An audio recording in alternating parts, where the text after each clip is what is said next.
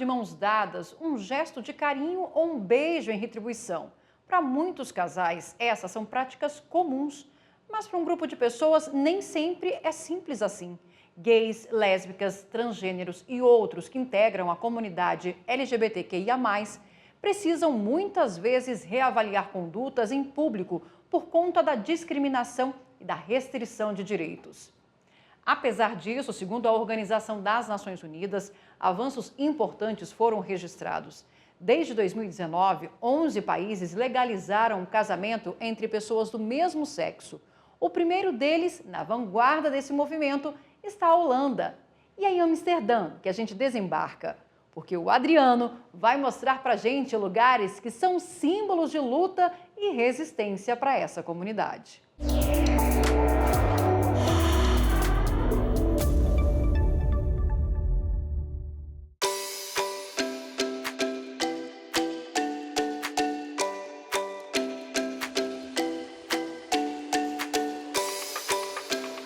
Oi gente, tudo bem? Meu nome é Adriano, mais conhecido como Adriúnico. Moro na Holanda, tenho 17 anos, sou de Fortaleza, Ceará. Escolhi essa Holanda, esse país lindo para morar. Foi um pouco por acaso, mas o acaso que deu certo. Porque é aqui onde eu me identifico, onde eu me encontrei.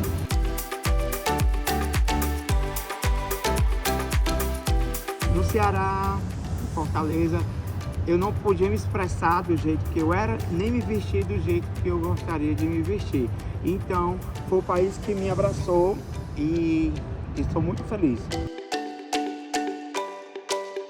Agora a gente vai para um lugar que faz parte muito da história da Holanda e também eu acho que é um grande símbolo, né, e um grande exemplo para os outros países. Então, vou levar vocês comigo agora. Acabei de chegar no Homo Monumento, esse monumento que fica aqui no coração de Amsterdã. Fica por trás da casa de Anne Frank.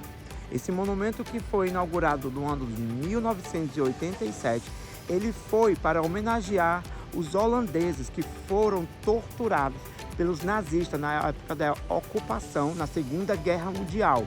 Este monumento, se observar, ele tem um formato do tecido que os nazistas colocavam nos homossexuais para serem identificados. Então ele foi ressignificado e agora ele faz parte de uma grande luta, uma grande vitória. Eu vim trazer vocês em um lugar que marcou uma história no mundo inteiro.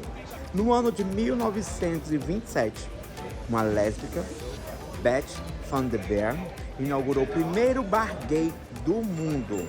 Para você ter uma ideia, naquela época, aqui era um bairro muito conhecido pela prostituição e pela violência. Mas mesmo assim, com toda a resistência, Beth inaugurou este café.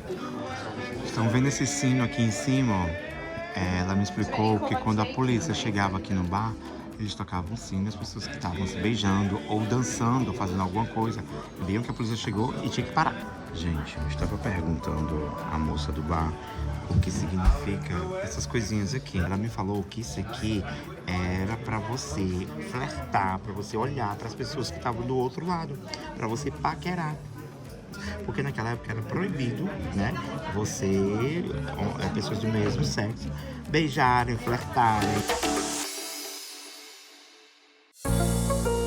Em 2011, uma decisão do Supremo Tribunal Federal equiparou as relações entre pessoas do mesmo sexo às uniões estáveis entre homens e mulheres, reconhecendo assim a união homoafetiva. Em 2013, foi a vez do Conselho Nacional de Justiça, que publicou uma resolução que obriga os cartórios a registrar a união de pessoas do mesmo sexo no Brasil.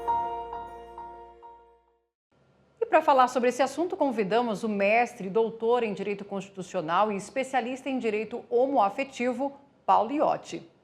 Doutor Paulo, seja bem-vindo ao Como Funciona Aí.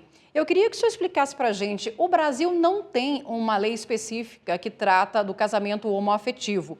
Agora, essa jurisprudência do STF e essa resolução do CNJ, elas têm força de lei e é o suficiente para que não haja retrocesso? Muito obrigado, Marina. Um prazer estar aqui com vocês.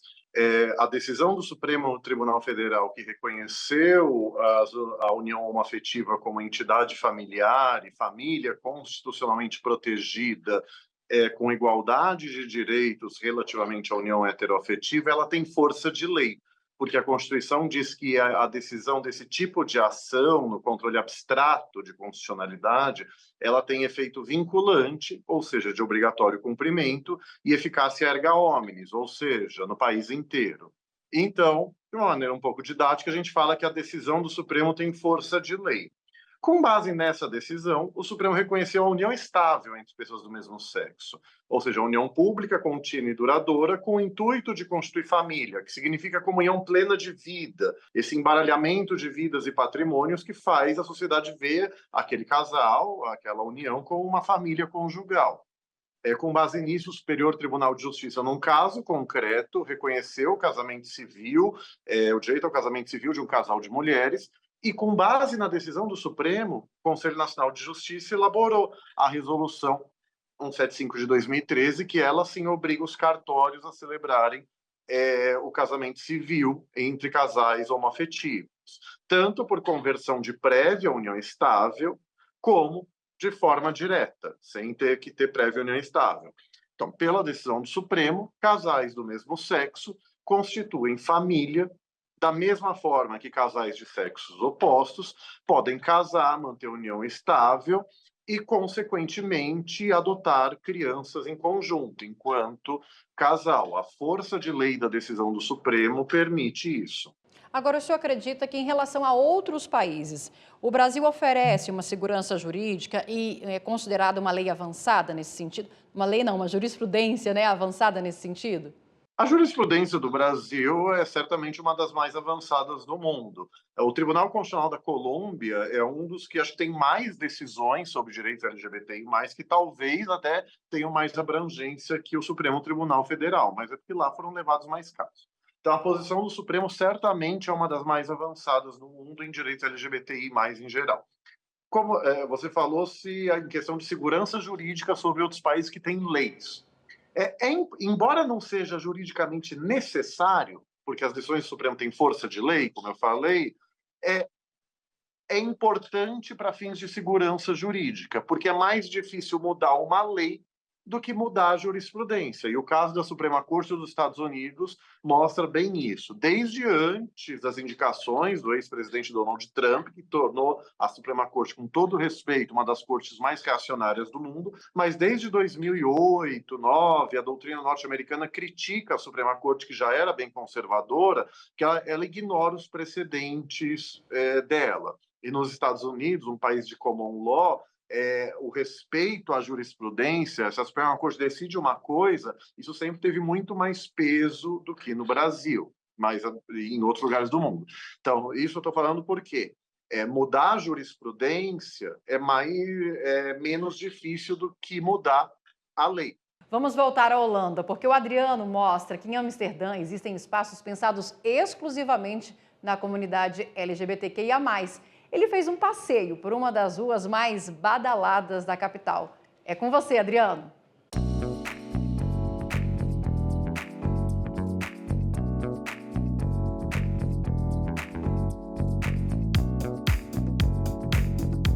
E é isso aí, meu povo. Agora chegamos na parte da diversão, descontração, e isso aqui não falta. Chegamos aqui na rua mais conhecida de Amsterdã, que é a Rua da Vaselina, a Rua Gay. E eu vou mostrar um pouquinho pra vocês essa rua, que é muito conhecida, onde tem bares, restaurantes, café, coffee shop, salão de beleza, tudo gay. Então vem comigo que eu vou mostrar um pouquinho pra vocês. Assim que você entra aqui na Rua Gay, ó, você já é recebido com essa chuvalada de corações espalhados, exatamente, ó. Aqui tem coffee shop, aí você vai na frente, tem restaurante italiano, tem vários tipos de restaurantes. Então, aqui, gente, à noite, isso bomba. Muita gente, amigo. Thank you, later. E aí, tá vendo, ó? povo aqui é simpático, é descontraído, é animado. É nesse clima, né? Como vocês podem ver. Mais na frente vem as boates, as discotecas. Thank you! Estão vendo aí? Estão sentindo o clima? Isso é que eu chamo de Amsterdã. Isso é que eu chamo de liberdade, né? Aqui concentra-se um dos bares e restaurantes, um dos mais conhecidos, mais badalados, é o Sorro. O Sorro são 3 andares, vocês podem ver, e é um bar que você não paga para entrar, você vai dançar. Olha, eu vou mostrar um pouquinho para vocês aqui dentro, tá aberto.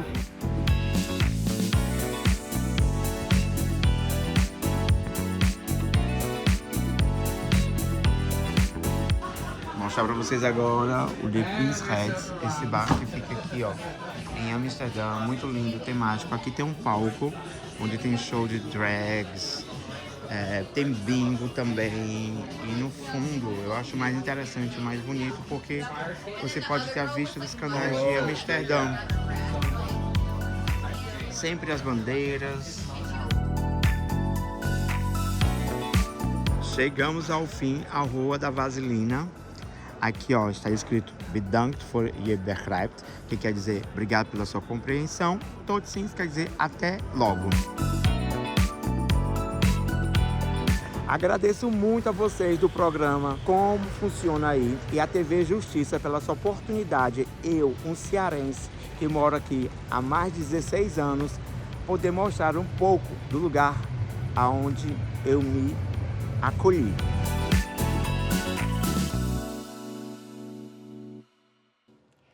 Doutor Paulo, 9 países têm uma proteção constitucional contra a discriminação por orientação sexual.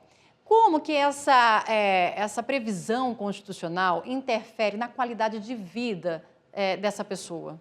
É importante você ter na Constituição a proteção contra a discriminação por orientação sexual, contra lésbicas, gays e bissexuais, e por identidade de gênero, contra pessoas trans, né? Porque isso ajuda, tanto simbolicamente quanto na prática da vida social, a sociedade entender que não pode discriminar pessoas LGBTI+. No Brasil, talvez isso seja isso gere algum estranhamento, né? Você não tem aqui, pelo menos expressamente, pelo menos em geral, salvo exceções, pessoas defendendo que poderiam negar atendimento, negar bens de consumo e emprego a pessoas LGBTI+, só por serem LGBTI+, mas no mundo isso acontece muito. Inclusive, uma decisão nefasta da Corte Constitucional de Uganda, dizendo que seria constitucional criminalizar as relações entre pessoas do mesmo sexo, um dos fundamentos dela foi justamente da Constituição de Uganda não prever expressamente a proibição de discriminação por orientação sexual. Mostra que, se tivesse na Constituição a proibição à discriminação por orientação sexual, isso não aconteceria. E isso vale para vários âmbitos da vida, né? Nos Estados Unidos, a Suprema Corte, bem reacionária, como eu falei, de maneira surpreendente em 2020, positivamente surpreendente, ela decidiu que você não pode demitir um empregado, uma empregada, só por ser LGBTI+.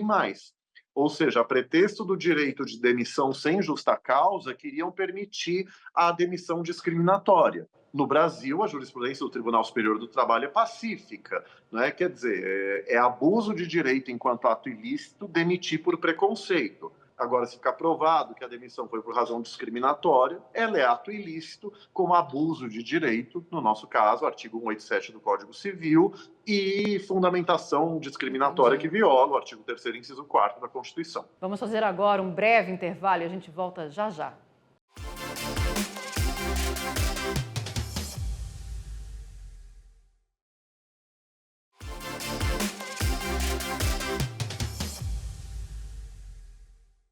O Como Funciona Aí está de volta. Pelo menos 70 nações têm leis contra relacionamentos entre pessoas do mesmo sexo. Na Polônia, o casamento homoafetivo não é legalizado. A Rafaele mora em Cracóvia e vai mostrar pra gente como vive uma pessoa bissexual como ela no país.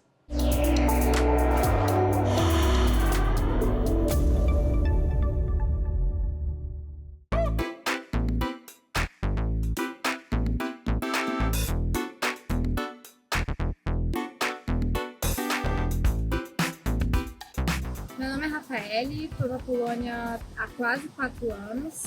Mudei recentemente de Łódź, uma cidade menor, para Cracóvia, há pouco mais de um ano.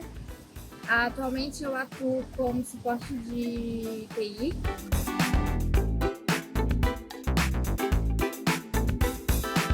Socialmente falando, em questão de sociedade, eu acredito que a Polônia ela seja um pouquinho melhor do que já foi antes. Agora, em questão de lei, realmente deixa a desejar, porque o casamento na Polônia não é legalizado. A gente tem a Igreja Católica influenciando bastante na política, o que acaba de alguma forma atrasando um pouco a evolução dos direitos LGBT na Polônia. Eu, como uma mulher bissexual aqui na Polônia, eu diria que tem alguns lugares seguros. A gente tem sim alguns bares, algumas boates que são mais voltados para o público LGBT. É um espaço que a gente se sente seguro e acolhido. Mas tem alguns ambientes que a gente tem que tomar cuidado um pouco com o que a gente fala, como a gente se expressa, com as pessoas com que a gente anda. Por exemplo, se você está de casal, naquele momento eu estiver de casal com uma garota ou algum amigo meu estiver de casal com um garoto, em alguns lugares específicos a gente evita o contato, aquele carinho, mostrar algum tipo de afeto. Mas, no geral, nunca sofri nenhum tipo de agressão física ou verbal. Mas sim, tem alguns olhares fortes que a gente recebe quando a gente está mostrando algum tipo de afeto em público, em alguns lugares específicos.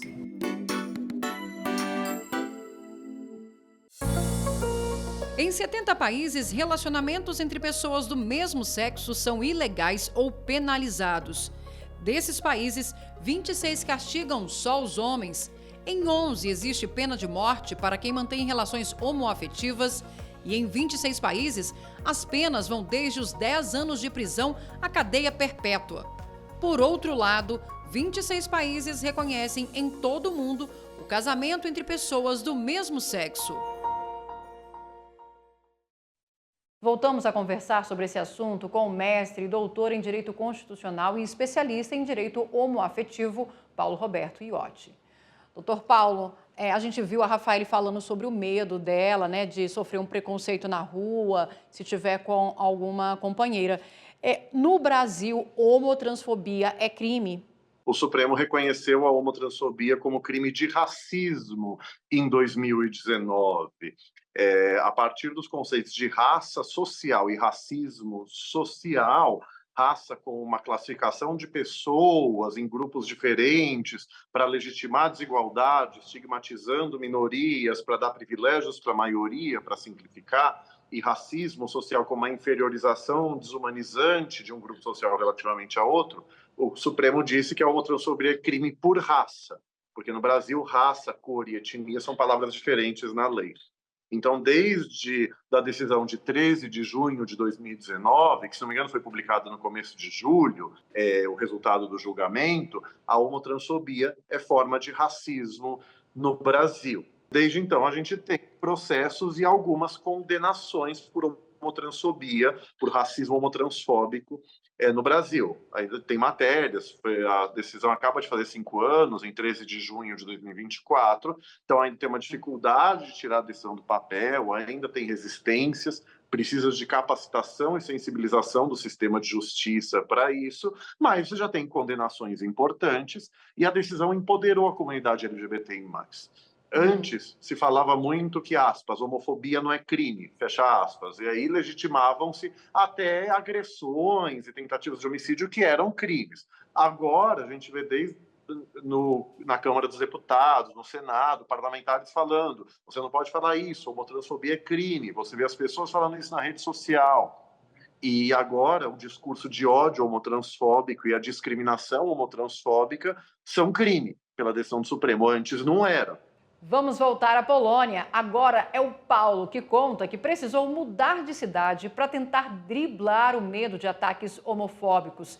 E mesmo assim, ele foi testemunha de uma agressão sofrida por amigos homossexuais na cidade de Cracóvia.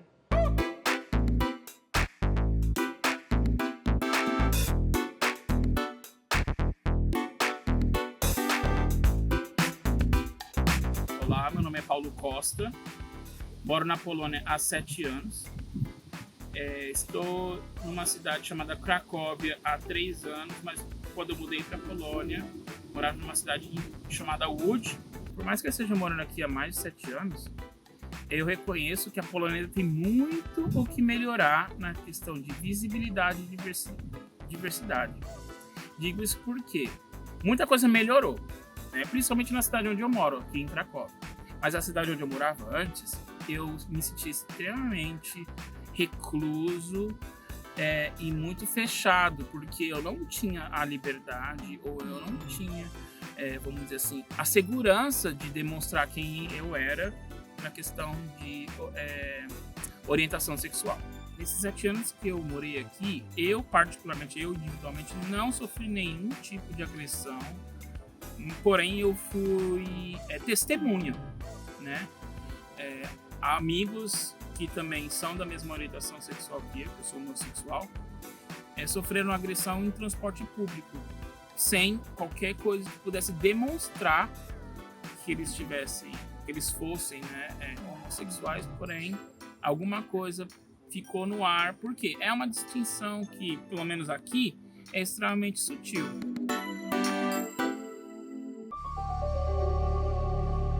O que mais me impressionou, que me chocou, é que, pelo menos em Cracóvia, no mesmo dia em que acontece a parada, né, a parada gay, que é vamos dizer, a manifestação dos direitos de diversidade, acontece o contrário também, que vamos dizer, movimentos da extrema-direita que condenam a homoafetividade, dizendo ou alegando que é uma promoção da pedofilia.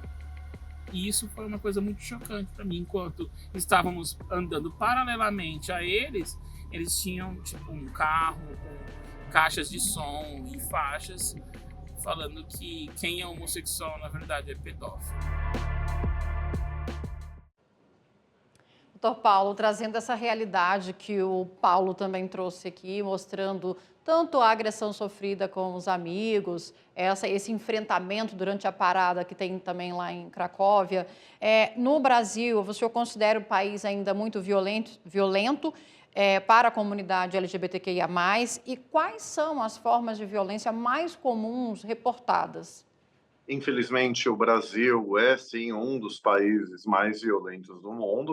Se divulga muito que o Brasil é campeão mundial de casos de homotransfobia, certamente dos casos denunciados, não é? Mas o Brasil é um país extremamente violento contra a população LGBTI+, e o relato desse meu xará, o Paulo, mostra como as violências e discursos de ódio são equivalentes no mundo. Você pergunta o que mais acontece aqui no Brasil. Então, quer dizer, a livre manifestação do afeto de casais do mesmo sexo, de casais homoafetivos, da mesma forma que você tolera ou aceita entre casais heteroafetivos, não é aceita muitas vezes. Está lá um casal de homens ou de mulheres andando de mãos dadas, dando um selinho, né, andando abraçados, abraçadas, e muitos estabelecimentos ainda expulsam, às vezes até com violência e muitas vezes com grosserias, esse casal dizendo que lá seria um ambiente, aspas, para a família, fecha aspas, ou algo do gênero. Mas veja, casais homoafetivos também formam famílias. A nossa família também tem que ser protegida da mesma forma que as famílias heteroafetivas. Então, você ainda tem casos de violência física, ofensas por discursos de ódio e outras condutas discriminatórias em geral. Se isso acontecer, eu recomendo que a pessoa, assim, você precisa de testemunha, você precisa provar o que aconteceu, e no penal a acusação sempre tem o ônus da prova. No civil e no trabalhista, por dano moral, você pode inverter o ônus e o réu ter que provar que algo não aconteceu. No penal, nunca. Mas mesmo no civil e no trabalhista, eu não confie nisso. Leve testemunha. Você tem pelo menos uma testemunha. Se for na internet, você printa, faz uma ata notarial, se você tiver condição de pagar por isso, mas salva, né? Porque a pessoa pode apagar. Vai na delegacia, faz um boletim de ocorrência. No caso, ofensa, é crime de racismo do artigo 20 da Lei 7716, praticar, induzir ou incitar o preconceito ou a discriminação por raça, que abarca a homotransfobia no sentido de raça social e racismo social. Doutor Paulo, muito obrigada pelas explicações aqui. São extremamente válidas, inclusive, as dicas que o senhor deu. E a gente fica por aqui preparando a nossa próxima viagem. Siga a gente nas nossas redes sociais. Estamos no YouTube, no Instagram, no X, antigo Twitter, e no Spotify. É só digitar @Rádio e TV Justiça que você encontra tudo lá. Até a próxima!